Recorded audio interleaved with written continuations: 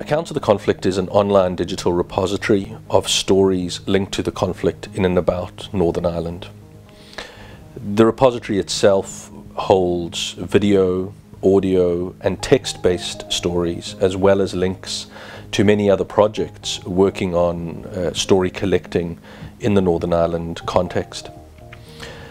The purpose of creating Accounts of the Conflict was to create a living, permanent repository for stories linked with a range of community groups already collecting stories. So in many senses, what Accounts of the Conflict is a collection of collections, and our partnership with community groups who've been depositing on the archive is key to the archive itself. The purpose of the archive is to firstly create a living legacy of the conflict, so that those stories that have been told to many different individuals and through many different community groups are freely available to the public and whoever would like to look at them. Through having those stories available, what we hope to do is to make a very modest contribution to reconciliation in the society. We hope that people will go onto the archive, look at the stories, look at other people's stories, look at maybe stories they didn't really know about before, and maybe that will start to contribute to a greater level of understanding between different people, between different understandings of the conflict, and that will hopefully be our contribution.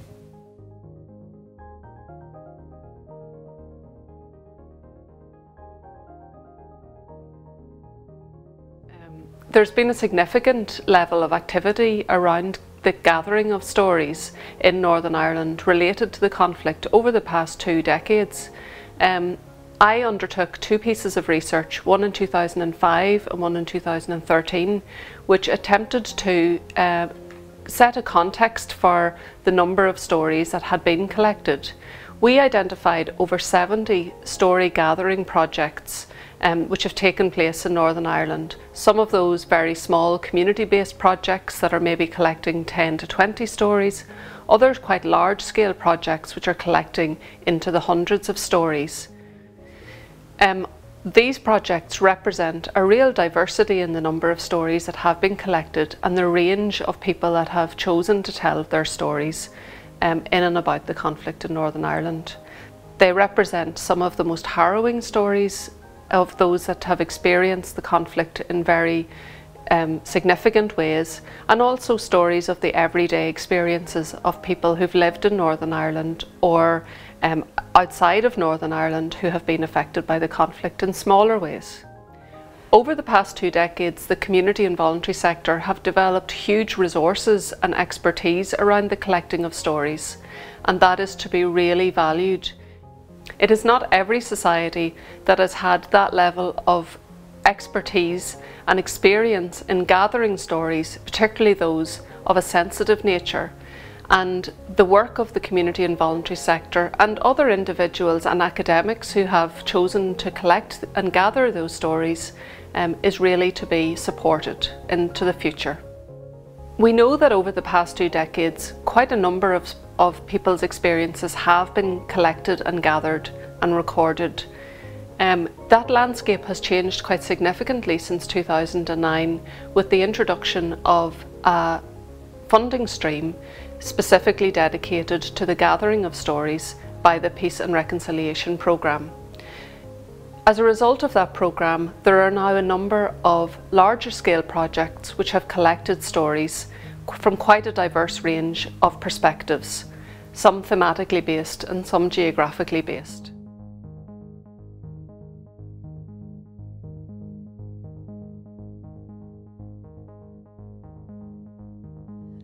Well, over the course of the latter phase of the project, we had the opportunity to do a number of roadshows across Northern Ireland and in the Republic of Ireland. Overall, we ran 7 roadshows and over 200 people attended. It was great to be out on the road with the project because we had an opportunity to let people see what we were trying to do and to have their input into how the site could be improved, and maybe they also raised some questions for us that we hadn't thought of as a team. All their feedback came back to the team and we set about trying to address those issues. A number of issues were raised. So one of the first things raised was about the trauma effect on individuals watching or viewing the contents of the archive. So would individuals who had perhaps told their story be re-traumatised by watching it, or perhaps their relatives or friends could be upset or become angry viewing it. So one suggestion there was that we should have some sort of a support page. We haven't fully addressed this yet, but what we have done is we've been able to provide a link to providers, service providers in Northern Ireland who provide support for people who feel they need such help. Obviously our resource will be watched by people internationally, and we haven't been able to provide support at the international level yet, but that's something that we will be talking with our international advisors and other groups about what levels of support we might be able to put in, or what pointers we could put in. So that was one issue. There were also some very practical issues, like for example, somebody suggested that for people from outside Northern Ireland it would be very helpful to have a map on the site, so that if people were talking about issues in Belfast or in Armagh or in Enniskillen, that people could see where these places were. So that was a very simple request and suggestion, and one that we will address and will include on the site. However, one of the other big issues that came up in a number of different roadshows was about the terms being used, and many terms are contested in Northern Ireland. Even the name of the archive is a contested issue. So we have called it Accounts of the Conflict. For some people, conflict is too neutral a term. It should be accounts of the Troubles, it should be accounts of the terrorist campaign, it should be accounts of the war. So even the title, you can see, is contested. And when we come to developing our search terms, we've had to think about that very carefully, and we're still in the process of working it all out. But we've had to think about, say somebody wants to do a search on the city in which we are based, which has a contested name, Derry, Londonderry. If somebody searches on the term Derry, we would want them to bring up all the stories about Derry, Londonderry. So we need to be sure that the search term will go to both, and not just focus on the stories about Derry, for example. So these are quite problematic issues, and we have been developing this as we go along. Each new interview, each new transcript, each new video raises new terms and ways to think about it. So this is an evolving process, and not one where we've had a clear guide right from the start, but we're working on that, and we've taken advice from our local advisors as well as all of those who attended the conference.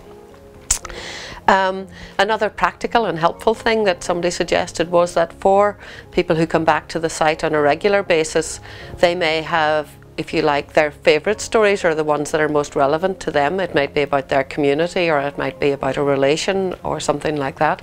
So can they in some way compile a list of the stories that they've been most interested in? And we're working on trying to see if we can develop that facility. As I say, overall there was a very positive response from the road shows. It was great to see a huge mix of people across all the ages, from different backgrounds, from the interested public through to voluntary community sector workers, academics, students and so on. And that was students not just from the social science, from politics or from history, but also from digital media. And so on. And one young woman who attended one of our road shows said this project is putting the human back into humanities, which we thought was a lovely quote.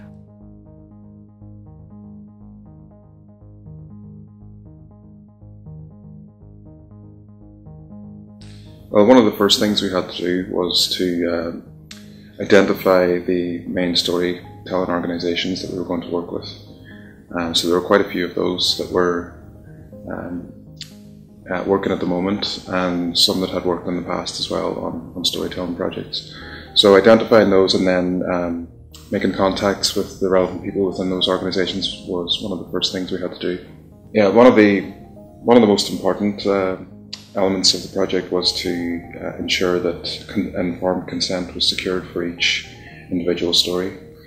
So we worked with each story collecting organisation to get organisational consent from them, from the organisation itself, and provided individual permission forms so that each person whose story is on the archive and on the website, we ensured that they were fully informed that their story was going to be available online, and we secured a written consent form from each person.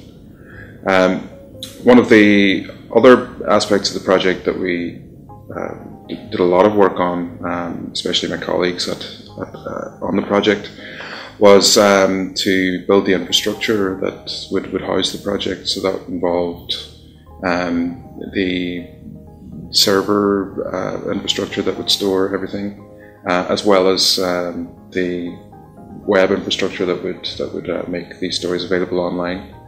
So we put a lot of time into identifying something that would reach the highest preservation standards, but also be very user friendly for the general internet user. So the majority of the stories were hand delivered on hard drives to us here, but some of them were uploaded securely to the servers, and they came in a variety of formats.